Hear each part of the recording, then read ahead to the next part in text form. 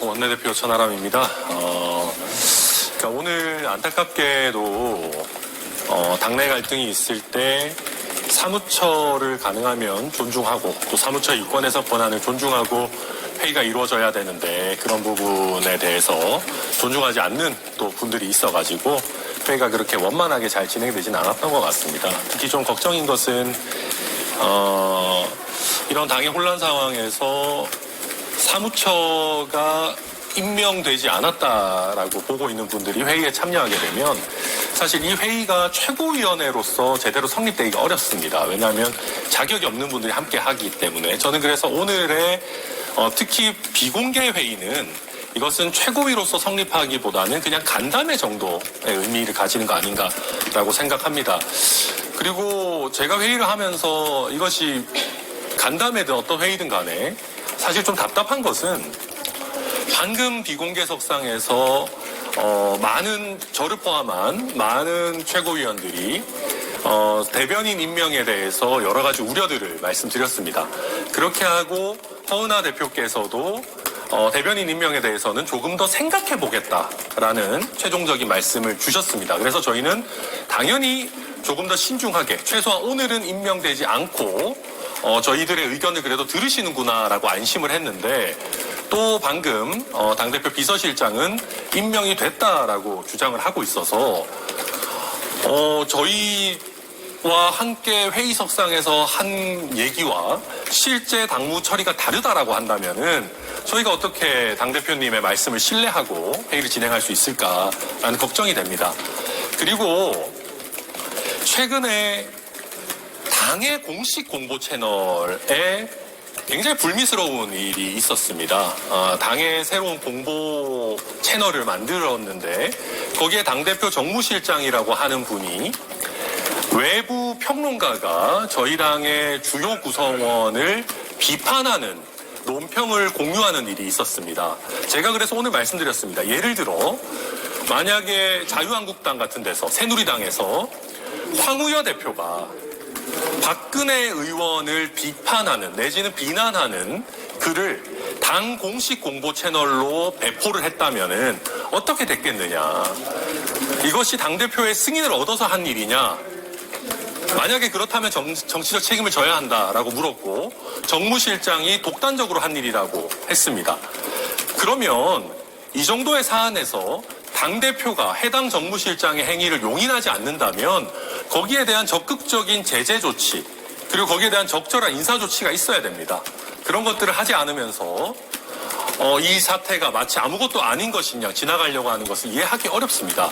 그래서 오늘의 대변인 임명도 당의 공식 대변인, 당의 공식 공보 채널이라는 것은 당의 공식적인 입장을 대변해야 되는 것이고 당대표의 일방적인 주장만을 유통시켜서는 안 됩니다. 그래서 이런 부분들 저희가 많은 우려들을 드렸고 그런 우려들에 대해서 당대표께서 허은하 대표께서 우려를 듣고 조금 더 생각해 보시겠다라고 했기 때문에 저는 그 약속을 지키시리라고 생각합니다.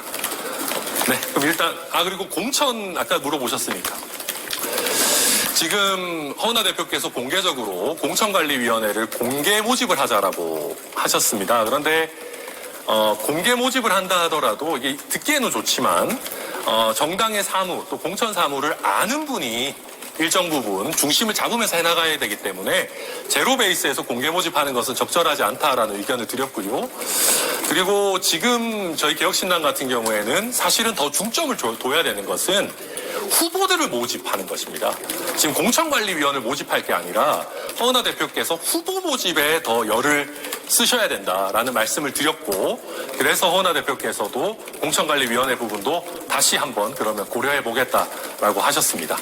지금 상황은 이제 김철근 총장님은 자동으로 복귀가 된 거고 대변인 신임 인선은 의결을 거치지 않았기 때문에 받아들일 수가 없다라는 입장이시죠? 네, 저는 그렇게 생각합니다. 그리고 12월 19일자 당원 당규의 효력에 대해서 각자 생각이 다릅니다. 그러나 최소한 방금 있었던 회의에서 당대표께서 본인이 더 생각해 보겠다라고 하셨기 때문에 오늘 최소한 회의석상에서 공식적인 임명은 이루어지지 않았습니다.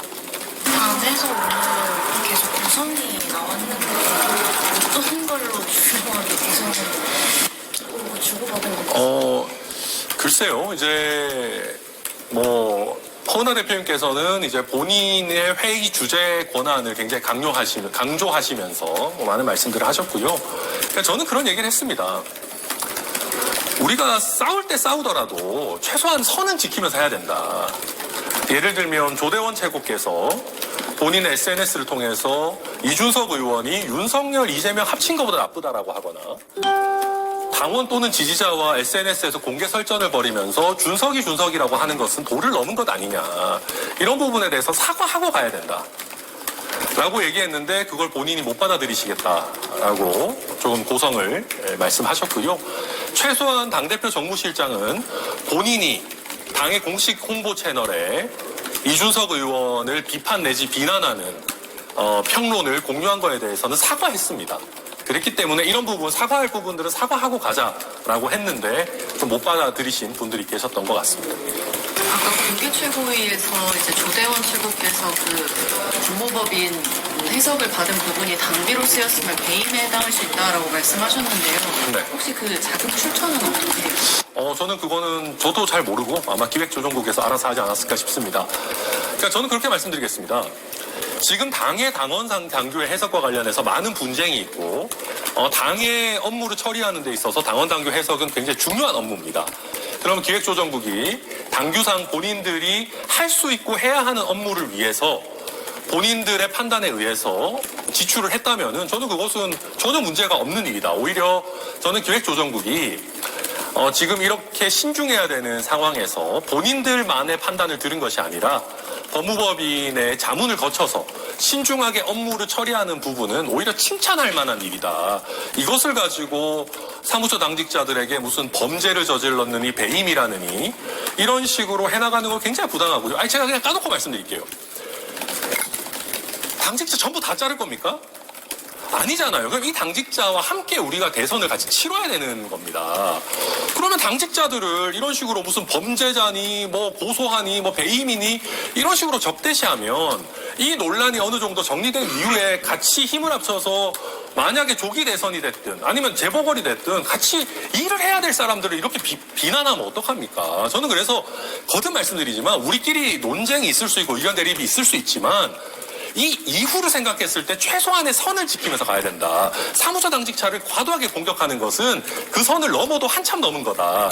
저는 그렇게 생각합니다. 이 정도 하면 되겠죠? 대표님도 기다리시니까. 맞습니다.